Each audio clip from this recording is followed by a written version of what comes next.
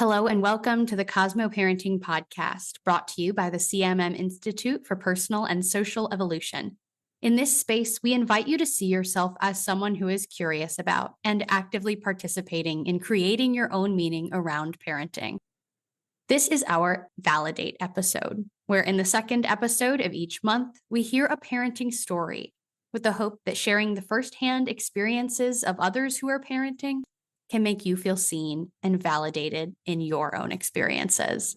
Let's begin.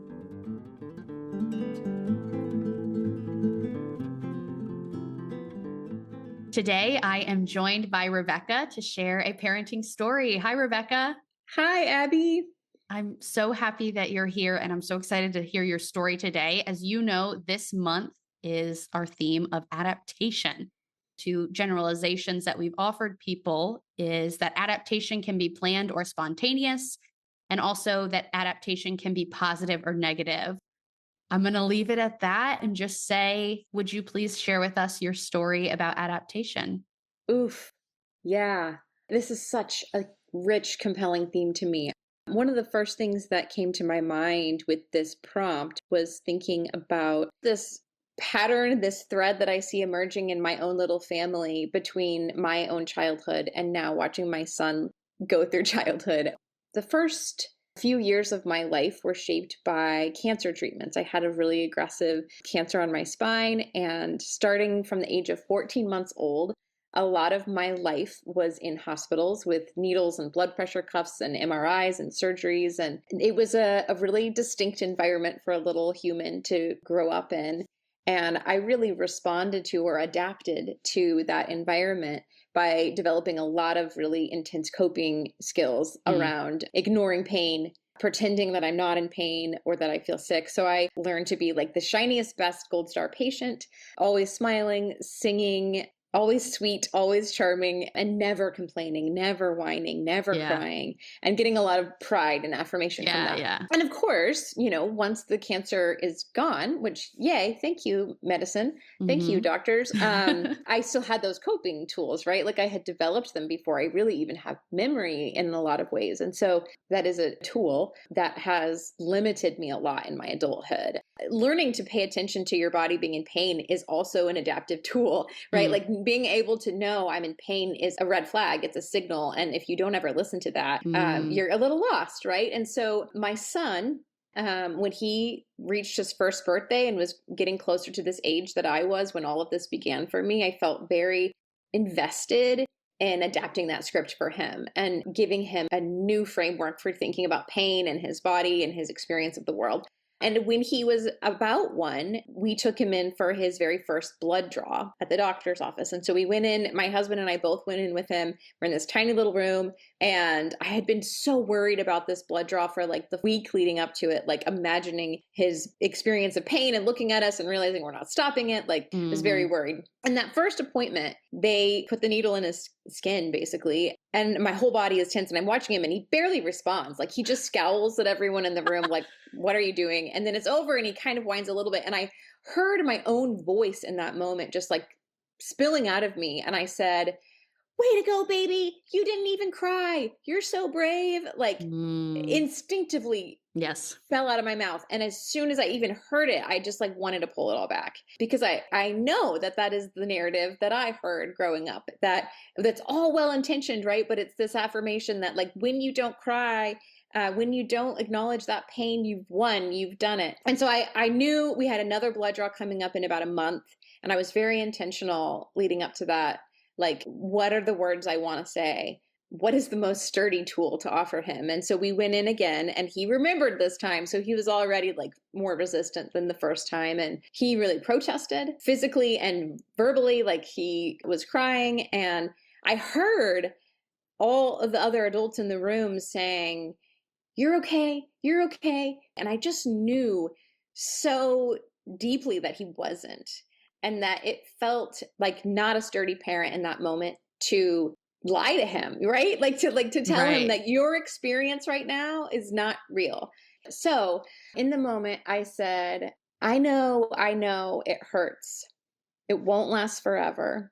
And then when it was over, I said, you did it. How did it feel? And that's one that we've continually tried to affirm with him is like, your experience of the world is real. Whatever moment of pain you're in will not last forever. And being able to name what you're feeling is important. Gosh, I'm like feeling emotional even. Like, I think even for me, just that idea of like, your experience of the world is real. And when you feel pain, you are actually in pain. It also will not last forever. But being able to sit and bear witness to pain, like, and not pretend that it's something that it's not, or not pretend that it's not real, I think felt like some repair in me a little bit. This adapted script is maybe one we'll continue to adapt as he gets older and pivot with different situations and different moments. But for now, it feels a lot sturdier and more useful for the long run, maybe, of a script for him to have. So, yeah. Yeah, I love the length of this story because it's really easy for us to put a beginning and end on episodes of our lives. And you started your story about, quote unquote, the way I prompted you to know, your parenting story about adaptation started with you as a child and how you were parented. And that is a part of this story about your son's experience. And I think that feels really hopeful to me that our stories are ongoing. It's not, we're not looking back at a bunch of endings. It's all open-ended. And so this adaptation, you teaching him how to adapt, it's, you're kind of meeting him in this place of also adapting. Yeah. Well, and I love that you pulled that out, Abbie, because that's really comforting to me in thinking about my own son continuing to adapt and in what ways he'll feel compelled to adapt. Like, it's very striking to me how different our experiences of the world are already, he and I. And it's very easy for me to feel like I'm going to screw this up. And then that's it. I screwed it up, and you've offered us this like hopeful framework of like, it's always continuing to adapt and evolve, and that can be really hopeful. Yeah, it's like expansive on both ends of like the story starts way earlier than you think, but it also doesn't end as early as we think either. And that is that kind of hopeful. And so, yeah, Rebekah, thank you so much for sharing this story. And I just think you're doing really wonderful things in the world. So I would love to give you a second to tell people where they could hear more from you, because I think people will want to hear more from you after this. Thank you, Abbie. Okay, let's see. I have a newer-ish podcast that I co-host with my beloved friend, Caitlin Metz. It's called Scratch That, Parenting and Reparenting Off Script. So we have weekly episodes where we try to do some of that work of rewriting scripts and listening to people who are rewriting scripts around parenting and personing. I do have a Substack called This Too, where I explore kind of the messier edges of womanhood, parenting, and disability. And I do have a book that is already out called Sitting Pretty. It's a collection of essays exploring disability. And then I have a picture book coming out in April called We Are the Scrappy Ones. It's a picture book that I originally wrote as a poem to a group of disabled teenagers I met a few summers ago, wanting to instill in them an anthem of belonging and identity around disability. So yeah, a few places to find me. Thank you for the invitation. I love this prompt. I am so excited to listen to other people's stories as well. It's a gift that you're giving us. So thank you for the prompts. Thank you, Rebekah. And to everyone listening, thank you for joining us too. Don't forget to check out www.cosmoactivities.com for all our other resources in this series. All of those are available for free, and it's a great way to bring your kids into this conversation and be learning together.